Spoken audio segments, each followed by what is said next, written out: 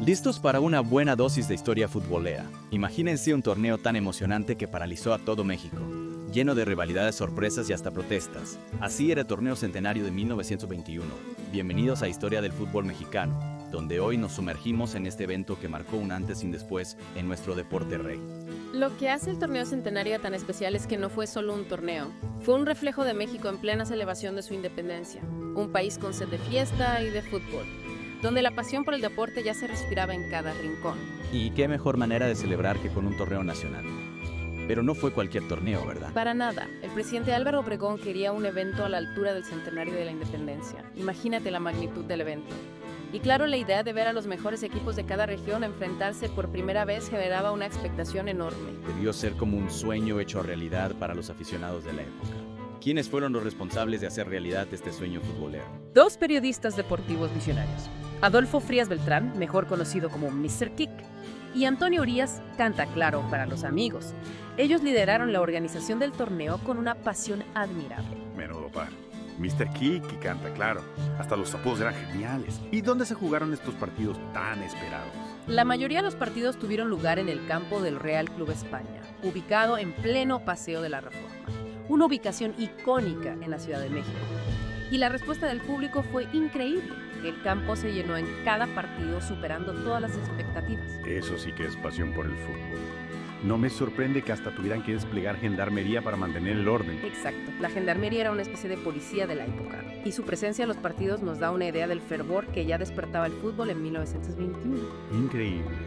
Ahora hablemos de los equipos que participaron en este torneo histórico. Me imagino que la lista era bastante diversa. Totalmente. Tuvimos equipos de la capital como el España, Asturias América, México, Amicale Francés y Reforma Germania Morelos, y el Luz y Fuerza, que más adelante se convertiría en el famoso Necaxa. Nombres que resuenan en la historia del fútbol mexicano. ¿Y qué hay de los equipos de provincia? ¿Quiénes se animaron a desafiar a los capitalinos? Desde Hidalgo llegó el Pachuca con toda su garra. Guadalajara y Atlas representaron al estado de Jalisco, la cuna de grandes futbolistas. Y Veracruz también tuvo una fuerte presencia con el Iberia de Córdoba, la Asociación Deportiva Arizabeña, mejor conocida como ADO, y el equipo representativo de Veracruz. Una verdadera fiesta del fútbol nacional. ¿Y cómo se desarrolló el torneo? ¿Qué formato utilizaron? El formato elegido fue la eliminación directa. Un solo partido, una sola oportunidad. Si perdías, estabas fuera. Y para añadirle aún más emoción, los partidos empatados se definían en tiempo extra. Debió ser una presión enorme para los jugadores. ¿Hubo alguna sorpresa en las primeras rondas? Lo que se vio claramente fue la superioridad de los equipos de la Ciudad de México.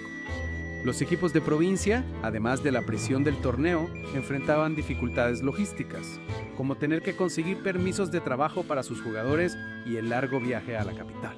Claro, esas dificultades debieron pesar en su rendimiento. ¿Puedes contarnos cómo se fueron definiendo las semifinales? Los equipos más débiles fueron eliminados en las primeras rondas, como era de esperar. Para las semifinales teníamos al Club México, considerado por muchos como el representante del fútbol nacional en ese entonces. ¿Por qué se consideraba al Club México como el representante del fútbol nacional? No me queda del todo claro. Buena pregunta. En aquella época el fútbol mexicano aún estaba en desarrollo y la selección nacional no era tan sólida como lo es hoy. El Club México, con su nombre y su estilo de juego, era visto por muchos como un símbolo del fútbol mexicano en su conjunto. Entiendo. Era como si llevaran la bandera de todo un país en sus camisetas. ¡Qué responsabilidad! Exacto. Junto al Club México en las semifinales también estaban los dos equipos más fuertes de la época, Asturias y Real España. Falla duelos. Dos pesos pesados del fútbol mexicano frente a frente. ¿Y quién completaba el cuadro de semifinalistas? Aquí es donde la historia se pone interesante. El último lugar en las semifinales fue para el Atlas de Guadalajara, el único equipo de provincia que logró llegar tan lejos. ¡Qué hazaña! Superar todas las dificultades y plantarle cara a los grandes de la capital. Debió ser un momento de orgullo para la afición de Guadalajara. Sin duda. El Atlas sorprendió a todos con su estilo de juego, demostrando que el talento futbolístico no se limitaba a la capital. Una verdadera historia de David contra Goliat. Y ahora la pregunta del millón. ¿Quién llegaron a la gran final? Asturias venció al Club México en un partido muy reñido, mientras que el España eliminó al Atlas también en un duelo muy disputado. La final del torneo centenario de 1921 sería entre Asturias y Real España, dos equipos que representaban a la comunidad española en México. ¡Qué final tan emocionante! Dos equipos con una gran rivalidad, un estadio lleno de aficionados. y un contexto histórico único. La atmósfera debió ser electrizante. Imagínate la pasión del público mexicano, las tensiones nacionalistas de la época, la rivalidad entre los dos clubes. Todos estos elementos se combinaron para crear una final inolvidable. Y con ese telón de fondo, ¿cómo se desarrolló la gran final? Estuvo a la altura de las expectativas.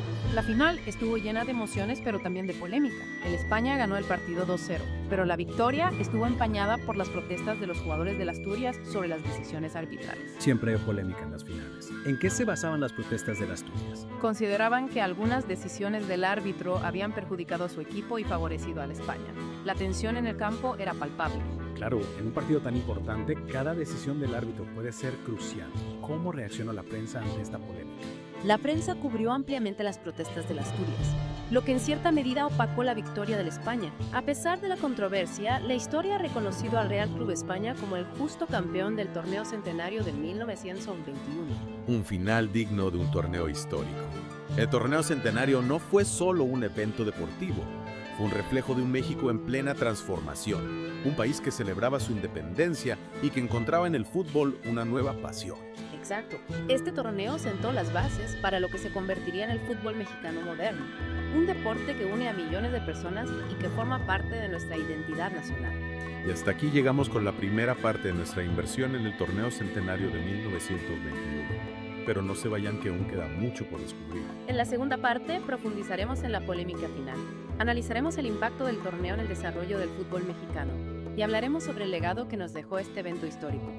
Y volviendo al tema del torneo centenario, es fascinante cómo este evento no solo capturó la pasión por el fútbol, sino que también reflejó el panorama social y político de México en ese momento.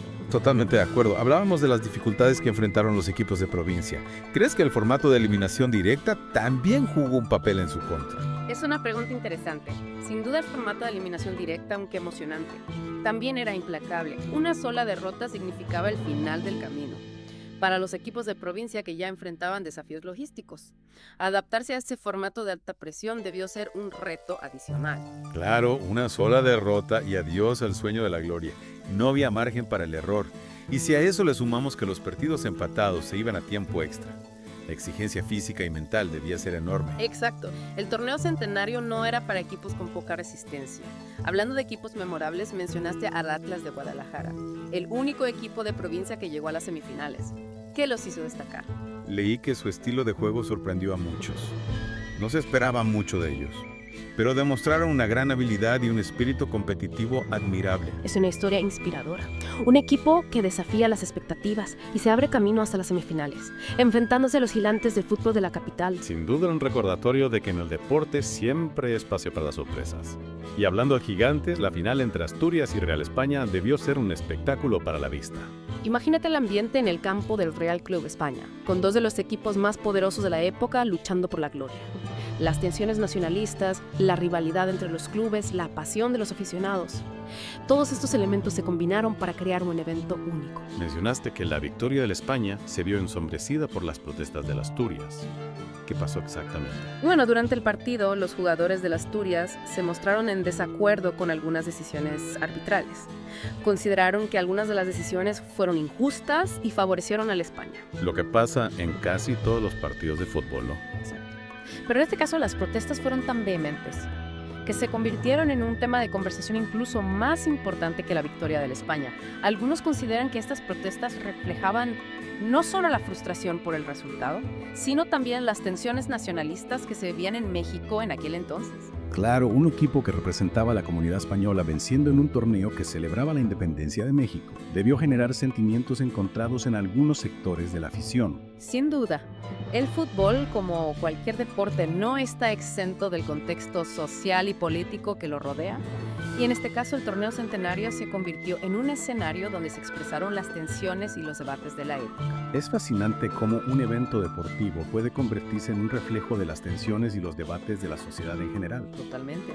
El torneo centenario no solo nos dejó un legado deportivo, sino también un testimonio de la historia social y política de México en un momento crucial de su desarrollo como nación. Y aunque la controversia rodeó la final, al final Real Club España se llevó el título a casa. Sí, a pesar de las protestas y la cobertura mediática negativa.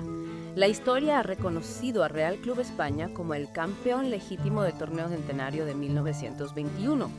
Un campeón que, sin embargo, siempre estará ligado a la polémica y el contexto histórico que marcó aquella final.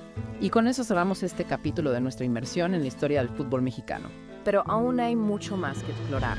El torneo centenario, a pesar de la controversia, marcó un hito en el desarrollo del fútbol mexicano. Antes de pasar a otro tema, me gustaría preguntarte, ¿qué crees que podemos aprender del torneo centenario? ¿Qué lecciones podemos extraer de este evento para comprender mejor la evolución del fútbol en México? Es una pregunta interesante. Creo que el torneo centenario nos enseña la importancia de la pasión, la rivalidad y la perseverancia en el deporte. Nos muestra cómo el fútbol puede unir y dividir a la vez, cómo puede ser un reflejo de las tensiones sociales y un catalizador para el cambio. Puntos muy válidos. El torneo centenario no solo fue un evento deportivo, fue un momento crucial en la historia del fútbol mexicano. Un evento que sentó las bases para el desarrollo de este deporte en el país. Y que a pesar del tiempo transcurrido sigue generando debate y análisis. Y lo que es más importante, nos recuerda que la historia del fútbol está llena de momentos emocionantes, controversias y lecciones que podemos aplicar a nuestras propias vidas. Exactamente. Y ahora, con esto en mente, podemos pasar a otro capítulo de esta fascinante historia. Y ahora que hemos explorado a fondo el torneo centenario, me parece fascinante cómo este evento sentó las bases para lo que se convertiría en el fútbol profesional en México.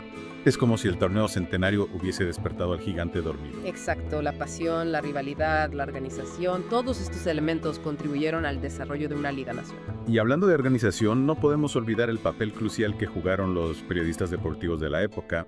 Mencionamos a Mr. Kick y Canta Claro, pero seguramente hubo otros que contribuyeron a la difusión y promoción del fútbol. Absolutamente, la prensa jugó un papel fundamental en la construcción de la narrativa del fútbol mexicano a través de sus crónicas, comentarios y análisis.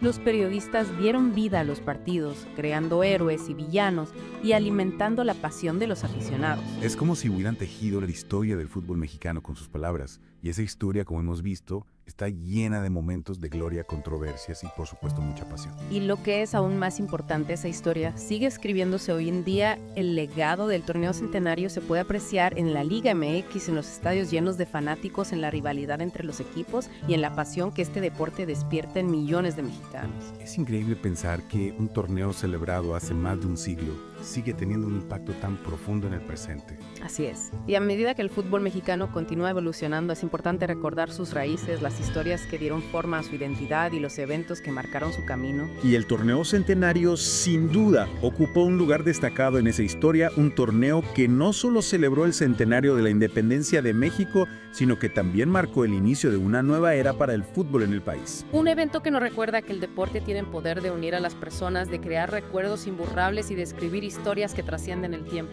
Y con esto llegamos al final de nuestra profunda inmersión en el torneo centenario de 1921. Esperamos que hayan disfrutado de este viaje a través del tiempo y que hayan aprendido algo nuevo sobre la fascinante historia del fútbol mexicano. Si te gustó este episodio, no olvides darle like, suscribirte a nuestro canal para más contenido como este y compartirlo con tus amigos. Hasta la próxima.